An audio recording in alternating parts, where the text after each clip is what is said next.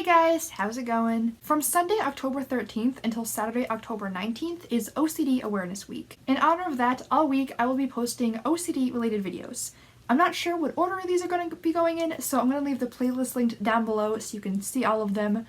But today's video is going to be my own personal story with OCD, therapy, and medication. I do want to mention first that the beginning of this is very intertwined with my depression. I'm not going to go into specifics, but if that's something that is in any way triggering for you, just be warned. I'll leave the time down below of where I'm done talking about depression and I'm only talking about OCD. So if that is something that you don't want to listen to, but you still want to hear the rest of the explanation, then you can click that and skip this part. But let's just get straight into it, shall we? So when I was younger, I struggled a lot with depression. I still struggle a lot with it. I have gotten quite a lot better in the last handful of years, but that was my main mental illness. So I never really realized how anxious I was because depression it numbs you a lot. And I was so deep in my depression that I wasn't aware of any of my other emotions. So I didn't clue when I had anxiety. Like, I thought that I was like a bit of a skittish person and maybe a little bit superstitious, but that's really all I thought. So when I was probably in my very early 20s, my depression finally got bad enough that I went to my doctor about it and I got onto some medications, some antidepressants. She also made me an intake appointment at the mental health clinic, and I wasn't ready to get help at that time. After I started my medication, I felt very on again, off again with my depression. Like, I had some good days and I had some bad days, which is very, very normal. But I didn't want therapy because I didn't want to, in my mind, waste somebody's time because I was having some good days. And I kind of got stuck in the mindset of like, okay, well, what if one of my therapy appointments happens to fall on one of my good days? And then I'm just wasting the therapist's time, and that's time that somebody else could be getting help. And long story short, I wasn't ready to get help yet. And that's the thing that I think a lot of people go through, and it sucks because as soon as you think you need help, you should try to get help. But I did not take that advice. So for a couple years I was just taking my antidepressants. I was feeling better than I had, but I wasn't in a great place. Around that same time, I started getting really anxious. And I actually thought that it was a side effect of my antidepressants because obviously medication can affect you in a bunch of different ways.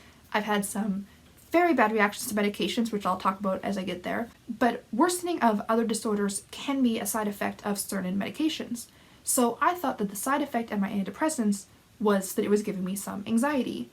And I didn't mention it to my doctor because I didn't want her to take me off of my antidepressants because I don't adjust well to medication. It takes my body a while longer than usual to get used to new medications, and when I first went on these medications, it got significantly worse for the month before it even started to get better. And it was at that time the worst that my depression had ever been. I had to have a friend stay over with me most nights because I wasn't safe to be left alone. So I didn't want to go through that again, so I didn't want to tell my doctor. I was like, you know what? I'm just feeling a little nervous every now and then. Like, I can deal with that. It's fine. It wasn't fine, and eventually that grew and grew and grew. And then I kind of slowly accepted the fact that, okay, I guess I just have anxiety now. Not realizing I've always had anxiety, and now that I'm in a clearer mindset and can look back on things, I've always been a very anxious person. It didn't come out of nowhere. I just was so busy with other things I didn't realize that that's what it was. Anyway, eventually, because of circumstances and a bunch of other factors, I started to get really bad again with my depression. And it was a lot of other stuff going on, and sometimes when you're on a certain medication for too long, it just starts being a little bit less effective. And I think it was just a combination of those two things and a huge stress in my life that I don't really want to talk about right now. I got really, really depressed. And when I'm depressed, I stop taking my medication, which is stupid. I know. I'm aware, and I try to be more aware of it. I try to be better. But at that time, I didn't care. So I wasn't taking my medication as often as I should, so it obviously wasn't working as well as it should, and everything just got really, really, really bad. I'm not going to go into specifics, but I ended up in the hospital. And while I was there, I was talking to the hospital psychologist, and, we were talking about things, and he was asking a lot of questions about, like, the rest of my mental health. Like, obviously, he knew I had depression, like, that's why I was there, and it was, in my chart and everything. But he was just, doing another, like, mental health overview. And he was asking about anxiety, and I said, like, yeah, I've, been anxious a lot lately, and, answered that. And I told him that I have a lot of paranoia problems because I get very paranoid very easily. And I also mentioned about my house check, which, if I've already posted the video about my specific rituals, I've mentioned this already. If not, basically, anytime I was at home and the thought just popped in my head that somebody might be in my house, whether that was like there was a sound or it just popped into my head or I woke up in the middle of the night, I would have to do what I called my house check. And basically I had to start from one end of the house and walk a very specific path and check everything in a very specific way to be as sure as I possibly could that there was nobody hiding in my house. If something interrupted me while I was doing that, like if one of the cats walked in front of me and I had to walk around them, or like it just didn't feel right, then I'd have to start over again. If I had to start over again a second time, I would just leave the house in the middle of the night and just walk around town until I calmed down. And it wasn't safe. Like I wouldn't even change into like proper clothes. I would just throw on my shoes, I would get my phone and my glasses, and I would just walk around town in the middle of the night for sometimes hours at a time. And it was really inconvenient, and there was a lot of times where I'd be dead tired and I would know I needed to sleep, but I just had to walk around town for an hour or so first. And I brought this up to the doctor, and the way I explained it was that sometimes it just gets stuck in my head, and I had to do this. And he kind of looked at me, and looking back, like, it was really obvious what he was asking, but he was like, do you ever have any other sort of like obsessions or like compulsions that you have to do? And I was like, no, I don't think so. And he was like, okay, there's never any other like obsessive thoughts that get stuck in your head or anything else that you like have to do to relieve your anxiety? And I'm like, nope, nothing abnormal. Which, if you watch my video explaining all of my OCD rituals, you'll know that that's bull. But at the time, I didn't realize that that's what it was, and I thought that I was just a superstitious or just, skittish person. Like, I didn't put two and two together and realize that that's OCD. Because I realized that he was basically asking me if I had OCD, and I knew that I didn't, so I was just saying no. And he obviously didn't believe me, and he asked some other, like, more general questions that was really just confirming his suspicions, but that I was completely oblivious of. So anyway, I left the hospital, and I had to make an appointment with my doctor. And obviously the hospital psychologist wrote a letter to my doctor explaining, what we had talked about and what he thought. And I talked a little bit about it with my doctor, and she made me another intake appointment at the mental health clinic, and she put me on some medication at that time. And this is where it gets kind of fuzzy. I think that first medication I was on for about a month or so. There was some sort of side effect with it. There was some reason why we stopped it. And then in the meantime, I went to my intake appointment, and I live in Canada, so there is access to free mental health services, but the wait list is fairly long if you want the free services. The wait list I was on was about 10 months until I finally got an actual therapist. There was also, like, I had access to the crisis line and everything, and I could be bumped ahead on the list if I was, like, in a very dangerous situation, but we were trying to control it with medication, so it was about a 10-month wait. And then after that, we switched to another medication. The second one, I just had a very bad reaction to. It caused me horrible, horrible memory loss. And I'm not saying like I was absent-minded or I was forgetful. Certain like problems with like memory, focus, attention isn't abnormal when it comes to trying a new medication because, it's messing with your brain chemistry. Like, you're gonna have some minor side effects and they usually clear up pretty quickly. But this one was intense memory loss. Like, I can't remember probably almost a year. Like, it's gone from my head.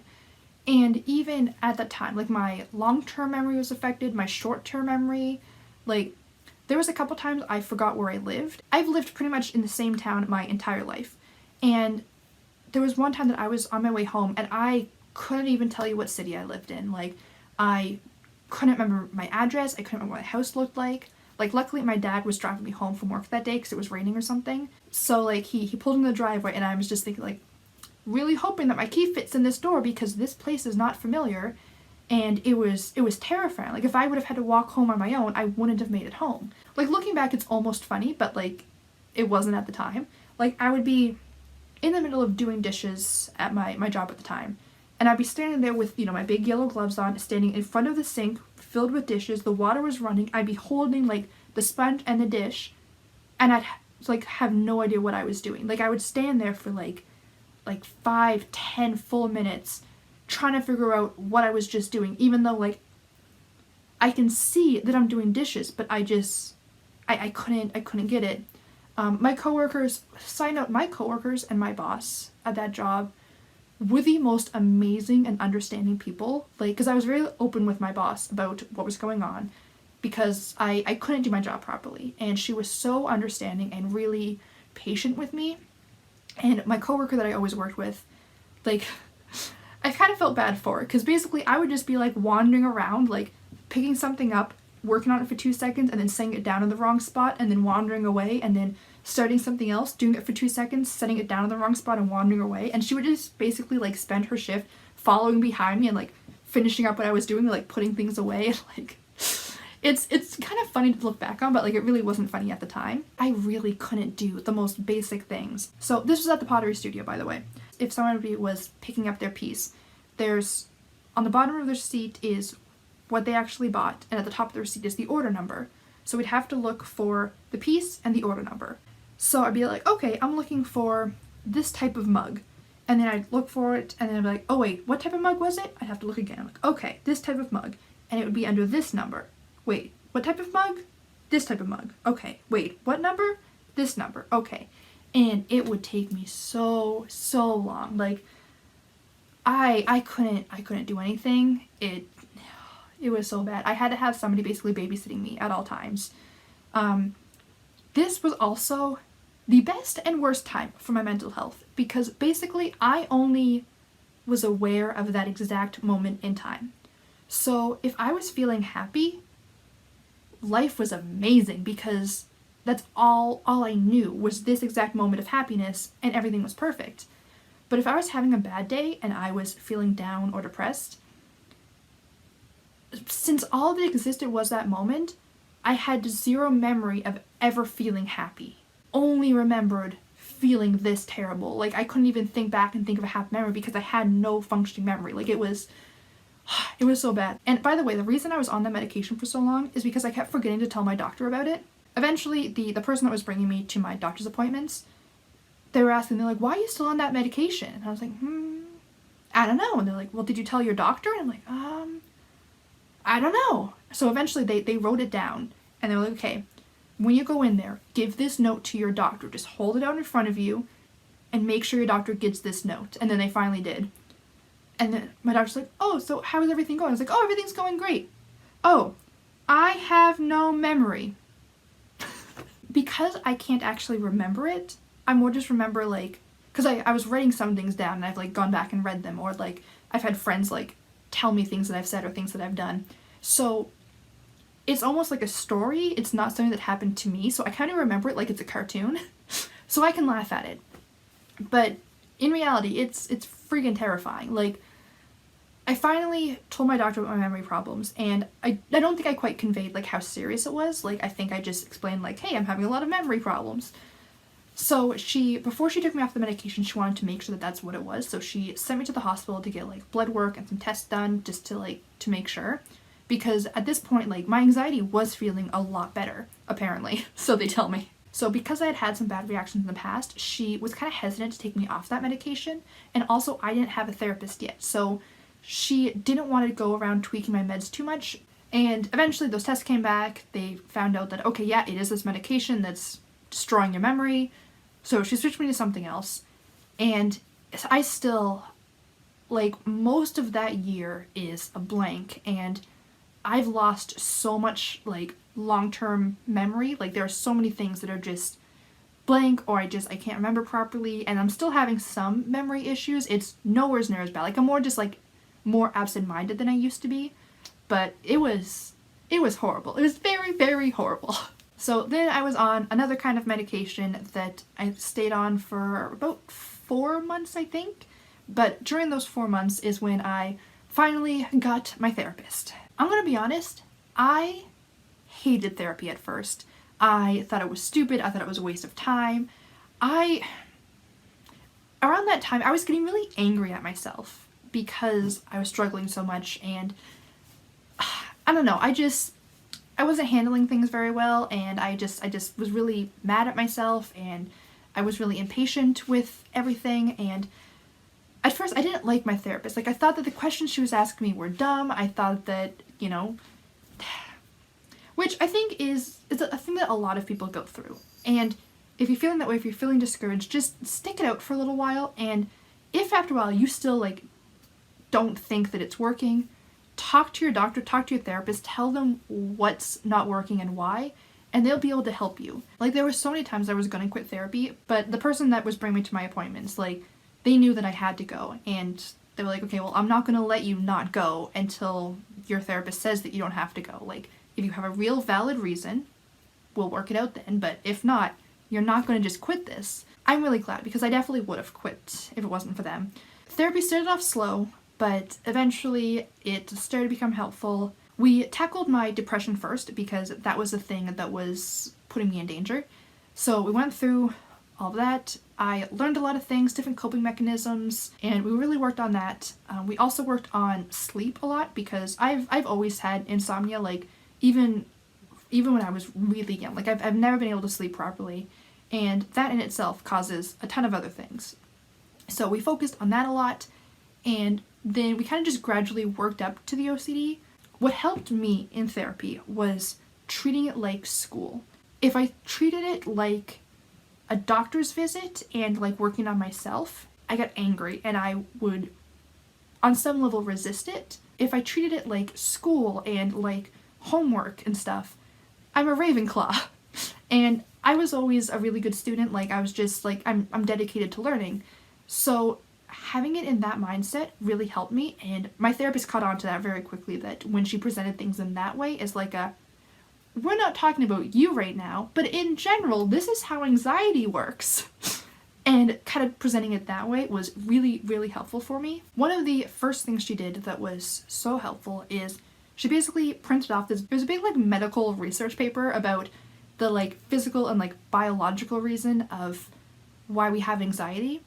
And that helped me so much, because now it wasn't just me being, a wimpy little scaredy cat. This doesn't mean that I'm not smart enough to know I'm not in danger. My panic mechanism is just broken and keeps randomly firing for no good reason. And she kind of really just slowly transitioned the anxiety stuff into OCD stuff. And I think she was very smart, smarter than I gave her credit for in the beginning, I'll be honest. And it was just a very gradual process that slowly got me comfortable with the idea that, okay, she's right, she knows what she's talking about, this does make sense, okay. And like I said, the best thing that I learned in therapy was just how to be aware of my thoughts, and basically to just not necessarily question all of my thoughts, but just when I have a thought pop into my head that is making me feel anxious, or I'm just putting a lot of weight on, being able to tell, okay, is this my own thought? Is this a conscious, valid, logical thought?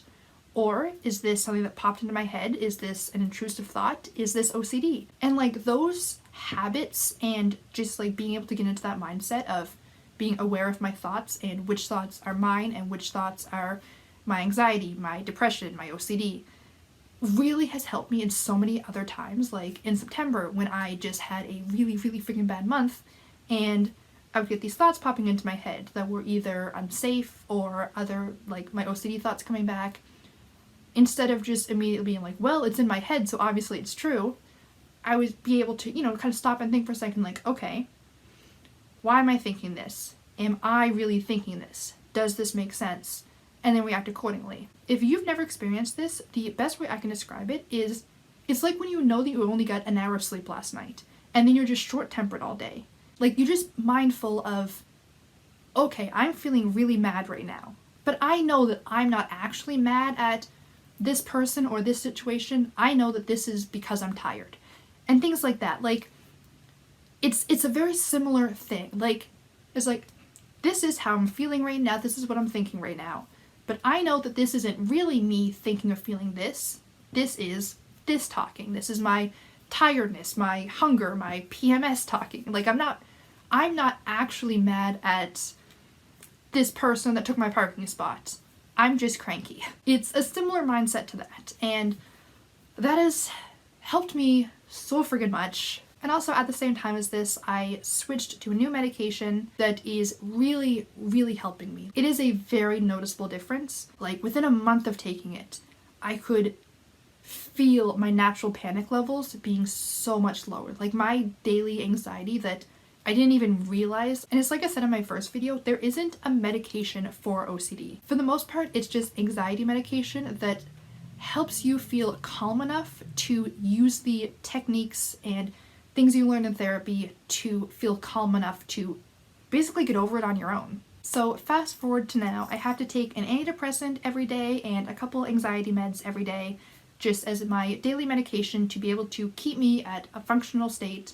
And I practice my techniques and little tips and tricks that I've learned through therapy to stay healthy and caught up. I don't have to go to weekly therapy anymore, but of course I'm still like on file. I'm still listed as a patient under my therapist, so if I ever do start to slip and can't handle it on my own, I can reach out to her, she can book me in, I can go back to, having regular meetings with her, but I don't need to attend regular meetings with her because I am trusted enough to be on my own. So that is my complete mental health medical history. I hope you guys enjoyed this video. If you did, please click the like button to let me know. I'm going to be posting OCD related videos this whole week, so don't forget to subscribe so you can catch them all. And also all of the regular videos I post every Wednesday and Sunday, usually reading or writing related. If there's any specific questions you guys had about this or anything else about OCD, then let me know down below, or feel free to DM me on Twitter if you're not comfortable asking in the comments. I'm probably going to do a Q&A for my final video of the week, but even if I don't, I'll still answer your question. But that is all I have for today, so thank you guys so much for watching. I hope to see you guys next time, and until then, have a great day. Bye!